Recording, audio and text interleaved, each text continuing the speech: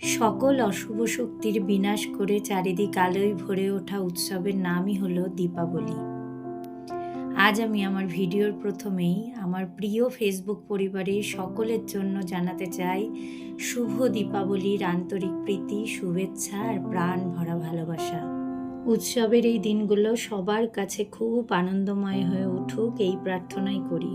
কালী পুজোর আগের দিন দুপুরে খাওয়া হয় 14 শাক আর সন্ধ্যেবেলা জ্বালাতে হয় 14 প্রদীপ। আমাদের বাঙালিদের প্রত্যেক ঘরে ঘরেই এই নিয়ম পালিত হয়। সেই মতো আমাদের ঘরেও ঠিক সেটাই হয়েছিল। সন্ধ্যেবেলা জ্বালিয়ে নিয়েছিলাম 14 প্রদীপ। তবে জানো তো, ছোটবেলায় এই 14 প্রদীপ জ্বালানোর মজাটাই ছিল আলাদা। সে ভারী মজার দিন ছিল। সেসব দিন যেন কোথায় হারিয়ে গেছে। ছোটবেলায় আমাদের বাড়ির সামনে ছিল পুকুর। সেই পুকুর থেকে মাটি তুলে এনে প্রদীপ গড়তাম বাড়ির সবাই মিলে, আমরা দুই বোন, মা, ঠাকুমা। সেই প্রদীপ রোদে শুকিয়ে সেই প্রদীপে সলতে তেল দিয়ে জ্বালানো হতো 14 প্রদীপ। আমার কথায় কে কে সহমত হবে আমি জানি না, তবে জানো তো, আমাদের বাচ্চাগুলো না, আমরা ছোটবেলায় যে আনন্দ করেছি তার এক সিকি অংশও পেল না। এখন তো ওই বাজার থেকে কিনে আনা প্রদীপ গড়ার কোনো ব্যাপার নেই।